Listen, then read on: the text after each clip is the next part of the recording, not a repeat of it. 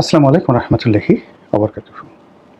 সম্মানিত দর্শক, দেশ কীভাবে চলছে এবং কীভাবে চলবে, দেশের কল্যাণ কীভাবে হবে, কীভাবে উন্নতি হবে, এই বিষয়গুলি নিয়ে সামগ্রিক আলাপ আলোচনা যতটা না হচ্ছে তার চেয়ে বেশি হচ্ছে কোন কোন মন্ত্রী কী কী করছেন, এই মন্ত্রী হলো কী করে, সে এতগুলো মন্ত্রণালয়ের দায়িত্ব পেল কী করে, এর পেছনে কি কোনো ডিল হয়েছে, টাকা পয়সার লেনদেন হয়েছে, কাউকে কি কিছু দিতে হয়েছে, ইত্যাদি ইত্যাদি নানা রকম নেতিবাচক কথা ঘুরে ফিরে সামাজিক মাধ্যম, টেলিফোনে একে অপরের সঙ্গে আলাপ আলোচনা, চায়ের আড্ডাতে বিএনপি থেকে শুরু করে যারা রাজনৈতিক সচেতন তারা সবাই খুব আলোচনা করছে যে এটা হলো কি করে। এভাবে বেশিরভাগ মন্ত্রীদেরকে নিয়ে নেতিবাচক কথাবার্তা হচ্ছে। দুই চারজন মন্ত্রী যে নেই যারা প্রশংসিত হচ্ছেন বা যাদের একটা একেবারে সাউন্ড রাজনৈতিক ব্যাকগ্রাউন্ড রয়েছে, যেমন যোগাযোগ প্রতিমন্ত্রী যিনি একসময় ছাত্রদলের সেক্রেটারি ছিলেন, ওই মান্ডা এলাকাতে যিনি থাকেন, এই ভদ্রলোককে নিয়ে খুব ইতিবাচক আলোচনা হচ্ছে। তিনি কেবলমাত্র তারেক রহমান সাহেবের গাড়ির সামনে দৌড় দিয়েছেন এই একটা বিষয়ে ছাড়া তাকে নিয়ে নেতিবাচক কথাবার্তা হচ্ছে না। আর একজন ভদ্রলোক আছেন যেমন কৃষিমন্ত্রী যিনি আছেন, তিনি একজন সফল ব্যবসায়ী, কিন্তু তার বিনয়, ভদ্রতা বা স্বাভাবিক যে আচরণ এটা যে কোনো মানুষকেই মুগ্ধ করবে। আবার যে মন্ত্রী এই যে সাম্প্রতিক পদত্যাগ করলেন, পার্বত্য বিষয়ক যিনি প্রতিমন্ত্রী ছিলেন, তিনি একজন সাবেক যুগ্ম জেলা জজ, অত্যন্ত ভদ্রলোক, জনপ্রিয় মানুষ। এখন এই ভদ্রলোক মানুষ কেন সেই মন্ত্রিত্ব থেকে তাকে পদত্যাগ করতে হলো, কেন তিনি চলে গেলেন, এসব নিয়ে নানা রকম কথাবার্তা, নেতিবাচক কথাবার্তা কিন্তু চলছে। তো এই বিষয়গুলি নিয়ে আলোচনা করবো। তার সঙ্গে সঙ্গে একই সঙ্গে আলোচনা করব যে বিএনপির ভিতরে বর্তমান মন্ত্রী পরিষদ নিয়ে, উপদেষ্টা পরিষদ নিয়ে নানা রকম অস্থিরতা আছে, অস্বস্তি রয়েছে, অশান্তি রয়েছে, এবং অনেকে এই মন্ত্রী পরিষদ পছন্দ করছে না। তাদের বক্তব্য হলো যে বিএনপির অনেক অনেক ত্যাগী নেতা রয়েছেন যাদেরকে নির্বাচনে মনোনয়ন দেওয়া হয়নি। এর কারণ হিসেবে বলা হয়েছে যে তারা নির্বাচন এলাকায় জনপ্রিয় নন, কিন্তু জাতীয়ভাবে তারা অসাধারণভাবে পরিচিত, তাদের বাগ্মিতা প্রমাণিত, দলের জন্য ইফেক্টিভ, দে আর ন্যাশনাল লিডার্স। এরকম অন্তত পক্ষে 20 জন নেতৃবৃন্দ রয়েছেন যাদেরকে মনোনয়নও দেওয়া হয়নি, আর এই 100 দিন হয়ে গেল সরকারের কোনো পদ পদবিতে সম্মানজনক কোনো জায়গাতে তাদেরকে রাখা হয়নি। যেমন একটা সময় নজরুল ইসলাম খান, বর্ষিয়ান নেতা, তাকে মন্ত্রী বানানো হয়নি, কিন্তু তাকে রাষ্ট্রদূত করে পাঠানো হয়েছিল কুয়েতে। তো এরকম আসলে তো সরকারের যদি বলে যে আমি 100 জনকে প্রোভাইড করবো শুধুমাত্র পররাষ্ট্র মন্ত্রণালয়ে, রাষ্ট্রদূতদেরকে প্রতিমন্ত্রী পদ মর্যাদা দিয়ে, উপমন্ত্রী মর্যাদা দিয়ে তাদেরকে পাঠালে বিএনপির অনেক সিনিয়র যারা নেতৃবৃন্দ তারা অখুশি হবেন না, কিন্তু এই কাজটি এখনো পর্যন্ত বিএনপি শুরু করেনি। ফলে সামাজিক যোগাযোগ মাধ্যমে যারা এ সকল নেতাকর্মীদের যারা ভক্ত মুরিদান রয়েছেন, শুভানুধ্যায়ী রয়েছেন, তারা প্রতিদিনই এক একটা করে রিল ছাড়ছেন যে মন্ত্রিসভা পরিবর্তন হচ্ছে, এরা মন্ত্রী হচ্ছেন, এরা বাদ পড়ছেন, এই সমস্ত নানা রকম কথাবার্তা, যা কিনা সরকারের যে স্বাভাবিক কর্মকাণ্ড রয়েছে, যে ধারাবাহিকতা রয়েছে কর্মে, সেই জিনিসগুলো নষ্ট করে দিচ্ছে। তো সেই দিক থেকে আমার কাছে যেটা মনে হচ্ছে যে সরকারের কাজকর্ম যেভাবে স্থবির হয়ে পড়েছে, যেভাবে মন্ত্রী পরিষদ এবং উপদেষ্টা পরিষদ সহ প্রধানমন্ত্রী কার্যালয়ের যে একটা গ্রুপ যারা লন্ডন থেকে এসেছেন, তারা ক্রমশ দলের পরীক্ষিত নেতাকর্মীদের দ্বারা অসহযোগিতার শিকার হচ্ছেন, ট্রলের শিকার হচ্ছেন, বুলিংয়ের শিকার হচ্ছেন। তারপরে ক্ষেত্র বিশেষে মানে এই সমস্ত লোকরা যখন কোথাও যাচ্ছে, দলের সিনিয়র যারা নেতৃবৃন্দ রয়েছেন তারা মুখ ফিরিয়ে থাকেন, তাদের সঙ্গে কথাও বলেন না, এবং পেছনে পেছনে আজে বাজে কথা বলেন, ও কোথেকে আসে, কি আসছে। এর ফলে কি হলো, এই সরকারের মধ্যে একমাত্র প্রধানমন্ত্রী ছাড়া আর কারো নাম সামনে আসছে না। প্রতিটি মন্ত্রী, এমপি, সিনিয়র ধরেন কয়েকজন, মির্জা ফখরুল সাহেব আছেন, তারপরে আমির খসরু মাহমুদ চৌধুরী আছেন, এরকম হাতে গোনা কয়েকজন ছাড়া বাকি সবাইকে নিয়েই কিন্তু ট্রল হচ্ছে, বুলিং হচ্ছে, তাদেরকে নিয়ে গালাগালি করা হচ্ছে।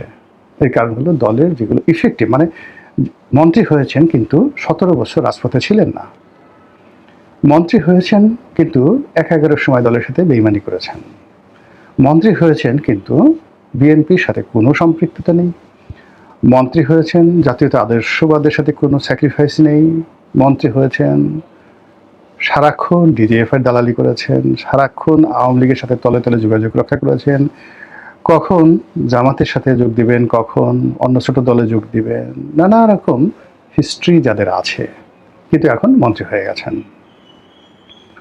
তো তাদেরকে তো বিএনপির সেই সমস্ত নেতা যারা সত্যিকার অর্থে কারোর সাথে নেগোসিয়েশন করেননি, কারো পয়সা নেননি, জেল খেটেছেন, তারপরে দুর্নীতির অভিযোগ যাদের বিরুদ্ধে নেই, সুদীর্ঘকাল ছাত্র রাজনীতির একটা বর্ণাঢ্য ইতিহাস আছে, সেই সমস্ত মানুষ এদেরকে কেন পাত্তা দেবে বলেন? সেটা তারেক রহমান সাহেবের ঘনিষ্ঠ হন বা জিয়া পরিবারের ঘনিষ্ঠ হন, what ever maybe, does not matter, Bogura বাড়ি হন, এতে কিচ্ছু আসে যায় না। রাজনীতি এমন একটা ব্যাপার, এখানে আসলে নিজের যোগ্যতা বলে টিকে থাকতে হয়। আর মানুষের নেতাকর্মীদের সম্ভ্রম অর্জন করতে হলে এখানে গোপালগঞ্জের লোক হতে হবে, বগুড়ার লোক হতে হবে, ফেনীর লোক হতে হবে, নট লাইক দ্যাট, বা রংপুরের লোক হতে হবে, নট লাইক দ্যাট। ধরুন জাতীয় পার্টির জমানাতে এরশাদ কিন্তু প্রাণান্ত চেষ্টা করেছেন তার পরিবারের যারা লোকজন রয়েছেন কাউকে কাউকে রাজনীতির লাইমলাইটে আনার জন্য। একমাত্র জিএম কাদের সাহেব ছাড়া তার পরিবারের আপনজনের কেউ জাতীয় নেতা হতে পারেননি। রংপুর কেন্দ্রিক অনেক নেতা যাদেরকে মন্ত্রী বানানো হয়েছিল এরশাদের জামানাতে, আবার এরশাদ পরবর্তীতে তাদেরকে শেখ হাসিনা সরকারের সুযোগ করে দিয়েছিলেন মন্ত্রী হওয়ার জন্য, কিন্তু তারা কেউ ন্যাশনাল নেতা হতে পারেনি। জাতীয় পার্টি বলতে ওই আনিসুল ইসলাম মাহমুদ, ওই কাজী ফিরোজ রশিদ, কিংবা ধরুন সেই কাজী ফিরোজ রশিদ বা রুহুল আমিন হাওলাদার, এর বাইরে জাতীয় পার্টি আসলে যেতে পারছে না, মানে নেতা তৈরি করা যাচ্ছে না কোনো অবস্থায়। আবার এই গ্রুপের এরশাদ গ্রুপের মধ্যে জিএম কাদের সাহেব, শামীম হাদের পাটোয়ারি, এই দুজনের বাইরে আপনি কারো নাম পাবেন না, এবং এরা সবাই কিন্তু দেখবেন নিজেদের যোগ্যতা বলে তারা আজকের এই পর্যায়ে আসছে, এবং পরিবারের মধ্যে গুতুগুতি করে এই পর্যায়ে আসছে। তারা দয়া মায়ায় বা সুযোগ সুবিধা নিয়ে কিন্তু নেতা হননি। এরপরে যদি আপনি আওয়ামী লীগের কথা চিন্তা করেন, আওয়ামী লীগের যারা আত্মীয় কোটায় দলে বড় বড় পদ পদবি পেয়েছেন, ক্ষমতা দেখিয়েছেন, অনেক আওয়ামী লীগের শুধুমাত্র শেখ পরিবারের সাথে একটু দূরতম সম্পর্ক আছে এরকম লোক যুবলীগ, ছাত্রলীগ, আওয়ামী লীগ, সরকার, মন্ত্রী, এমপি অনেকে হয়েছেন। অনেকে শেখ হাসিনার দয়াতে মন্ত্রী হয়েছেন, এমপি হয়েছেন, অনেক কিছু হয়েছেন। কিন্তু একটা সিঙ্গেল লোকের দেখান তো যে ন্যাশনালি জাতীয় নেতা হিসেবে স্বীকৃতি পেয়েছেন, আওয়ামী লীগ নেতাকর্মীরা তাকে ভালোবাসে, এরকম একটা সিঙ্গেল লোক পাবেন না। শেখ পরিবারের মধ্যে আত্মীয় কিন্তু নেতা হয়েছেন, তারা নিজেদের যোগ্যতা বলে, তাদের শেখ পরিবারের আত্মীয়তা না থাকলেই বরং তাদের ভালো হতো। যেমন ধরেন জাহাঙ্গীর কবির নানক, যেমন ধরেন আবুল হাসনাত আবদুল্লাহ, দে আর পলিটিক্যালি মাস্টার, রাজনৈতিকভাবে তারা পরিপক্ক। ইভেন শেখ সেলিম, শেখ ফজলুল হক মনি, তারা পলিটিক্যালি ম্যাচিউরড। সেখানে শেখ পরিবারের সাথে সম্পর্ক না থাকলেও কিন্তু তারা দাঁড়িয়ে যেতেন। কিন্তু শেখ হাসিনা যাদেরকে চেষ্টা করেছেন, বা যারা শুধুমাত্র দ্বিতীয় জেনারেশন, তৃতীয় জেনারেশন, ইভেন আপনি চিন্তা করেন পুতুলকে বা জয়কে, তাদেরকে রাজনীতিতে আনার জন্য, এস্টাবলিশ করার জন্য এমন কোনো চেষ্টা নাই যে সবাই করেনি, কিন্তু হয়নি, সত্যিকার অর্থে এখনো পর্যন্ত হচ্ছে না। আগামীতে যদি হয় সেটা ব্যতিক্রম একটা ঘটনা। শেখ রেহানাকে বিকল্পভাবে দাঁড়া করানোর জন্য কে না চেষ্টা করেছে, শেখ হাসিনার বিকল্প, কিন্তু হয়নি। একইভাবে ধরেন বিএনপিতে পরিবার প্রথা ওইভাবে জিয়াউর রহমানের আমলে তেমন একটা ছিল না, কিন্তু বেগম যেহেতু তার ভাই সাইদ ইস্কান্দার থেকে শুরু করে তার অন্যান্য আত্মীয় স্বজনরা আছেন, কর্নেল জাফর ইমাম থেকে শুরু করে আর অনেকে তিনি প্রতিষ্ঠা করার চেষ্টা করেছেন। তারেক রহমান সাহেব তার বন্ধুবান্ধব, আপনজন, পরিবারের যারা লোকজন, আমাদের আত্মীয়, কোনো কারণে একটু আত্মীয় হয়েছে বা তার সাথে ভালো সম্পর্ক, এদের অনেককে তিনি নেতা বানানোর চেষ্টা করেছেন। এরা কেউ নেতা হতে পারেনি, বরং মানে এখনও পর্যন্ত সবাই দলের মধ্যে তারেক রহমান সাহেবের সঙ্গে যাদের আত্মীয়তা, বন্ধুত্ব, ব্যক্তিগতভাবে তিনি যাদেরকে স্নেহ করেন, এরা সবাই সাধারণ নেতাকর্মীদের রোষানলে আছে। এটা হলো বাস্তবতা।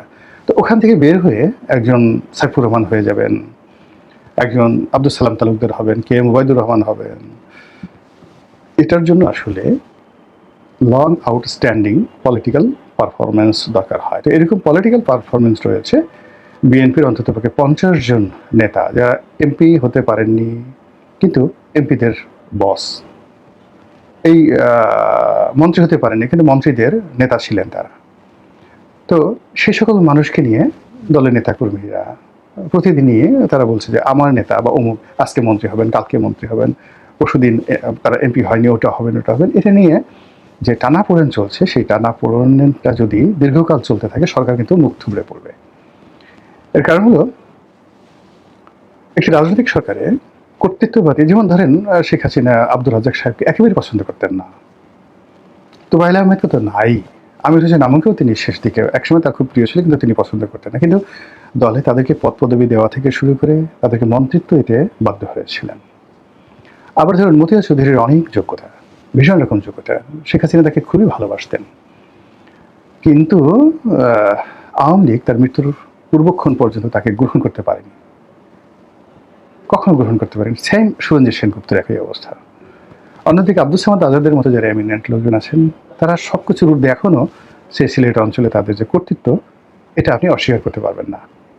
এই একই প্রথা কিন্তু বিএনপিতেও আছে। বিএনপি যে সকল প্রোডাক্টস ছাত্রলীগ থেকে নয়, ছাত্রদল থেকে আসছে, যারা রাজপথে গত 17 বছর কাজ করেছে, একাগারের সময় দলের সাথে বেইমানি করেনি, সেই সকল মানুষদেরকেই বিএনপির নেতাকর্মী, জেলা পর্যায়ে প্রান্তিক যারা আছে, তারা হৃদয় থেকে ভালোবাসে, মন থেকে ভালোবাসে। এক, আর এই সকল নেতাদের আপনি কোনো কিছু না দেন, তাদেরকে ক্রস ফায়ারে মেরে না ফেলা পর্যন্ত এদের সামনে সাইকোলজিক্যালি আপনি 10টা মন্ত্রণালয় দিয়ে কোনো মন্ত্রীকে বানান, ও ঠিক মতো বসতে পারবে না, ইম্পসিবল। এটা মানে আমি ছোট মানুষ, তারপর আমি দেখেছি যে ধরুন আওয়ামী লীগের অনেকে মন্ত্রী হয়েছে, তো মন্ত্রী হওয়ার পরেও সে, যেহেতু আওয়ামী লীগের সঙ্গে আমার সম্পর্ক বেশি ছিল, কিন্তু আমাকে একটা টেলিফোন করবে বা আমার সামনে এসে বসবে বা রনি ভাই কেমন আছেন, এই সাহস আওয়ামী লীগের বেশিরভাগ মন্ত্রীর ছিল না। আবার যারা আওয়ামী লীগের সিনিয়র মন্ত্রী, তোহাল সাহেবের মতো মানুষ, মতিয়া চৌধুরীর মতো মানুষ, ওবায়দুল কাদের মতো মানুষ, তাদের সঙ্গে কিন্তু একবারে শেষ দিন পর্যন্ত আমার একটা সম্পর্ক ছিল। তারা আলোচনা করতেন, ক্ষেত্র বিশেষে পরামর্শ নিতেন, দিতেন, আফসোস করতেন, বকে দিতেন। এই রাষ্ট্রপতি আব্দুল হামিদ সাহেব থেকে শুরু করে আরও সবাই। বিএনপির একই অবস্থা। তো ওইরকম মানে ধরেন এখন আসাদুজ্জামান রিপন, শামসুজ্জামান দুদু, নজরুল ইসলাম খান, আচ্ছা এদেরকে, বা নাজিমুদ্দিন আলম, নাজিমুদ্দিন আলমের পরে আমানুল্লাহ আমান, তারপরে সেই ফজলুল হক মিলন, যারা 90-এর গণ অভ্যুত্থানের নেতা। আচ্ছা বলেন তো ক্যাবিনেটে তাদের সঙ্গে মন্ত্রীগিরি দেখাবেন কে আছেন? তাদের সাথে মোরালি কথা বলবেন, তাদের সামনে পায়ের উপর পা তুলে তাদেরকে একটা হুকুম দেবেন বা বলবেন অমুক অমুক জায়গায়, এরকম কেউ আছে? আবার এই লোকগুলো যখন কোথাও একটা বসে থাকবেন, একজন মন্ত্রী হয়েছে সে তাদেরকে সে টিটকারি করবে। আমি একটা জাস্ট বাস্তব উদাহরণ বলি, যেমন আওয়ামী লীগের 3-4 জন মন্ত্রী, তা আমি, তোফায়েল ভাই, রাজু ভাই, সুরঞ্জিত দা বসে আছি সংসদ ক্যাবিনেটে, আমরা খুব আড্ডা মারছি। আমার বয়স অল্প হলেও, এটাকে ইস্তেফাকা বলেন আর যা কিছু বলেন, সিনিয়র যারা ছিলেন তাদের সবার সঙ্গে, ইনক্লুডিং সৈয়দ আশরাফ, এদের সবার সঙ্গে আমার একটা বন্ধুত্বপূর্ণ সম্পর্ক ছিল। এত বন্ধুত্ব যে আমরা আমাদের প্রাইভেট লাইফ পর্যন্ত খোলামেলা আলোচনা করতাম সেখানে প্রেম নিয়ে, ভালোবাসা নিয়ে, সেক্স নিয়ে, সে আদির অসার্থক গল্প গুজব আমরা এই একসাথে বসে করতাম। তো রাজিউর রহমান রাজু অনেক সিনিয়র নেতা, তিনি, সুরঞ্জিত সেনগুপ্ত তিনি, তোফায়েল আহমেদ, আমরা বসে আছি সেখানে। ধরেন পররাষ্ট্রমন্ত্রী বা মন্ত্রী ফুলমন্ত্রী হাসান মাহমুদ সে যাচ্ছে, তো শুধু অপমান করার জন্য তোফায়েল ভাই তো মন্ত্রী না, এই হাসান মাহমুদ এদিকে আয়, একটা তুই এদিকে আয়, কেমন আছিস, তোর ধান্দা বান্দা কেমন যাচ্ছে? উনি তো একটা মাথা নোয়ায় রাখছে। তারপরে আরও অনেক অসম্মানজনক কথাবার্তা। তো বললো যে তুই যে কার্গোর ব্যবসা করিস, বা যে তোর নাকি ফিশিং বোট আছে 2টা, তো বলছে না 2টা না 1টা। তারপরে রাজু ভাই বলতেছে তুই যে আমার কাছ থেকে যে লাইসেন্স নিলি, ওইটা কি চালাইতেছিস না এখন বিক্রি করে দিয়েছিস? তুই করে ওখান দিয়ে কামরুল সাহেব যাচ্ছিলেন, আইনমন্ত্রী, তার এই দেশের ডাক। তো সে বুঝতে পারছে কামরুল সাহেব বুদ্ধিমান লোক ছিল, তাকে অপমান করাবে, তো সে দিছে দৌড়ে অন্যকে চলে যায়, আসতেছে লিডার।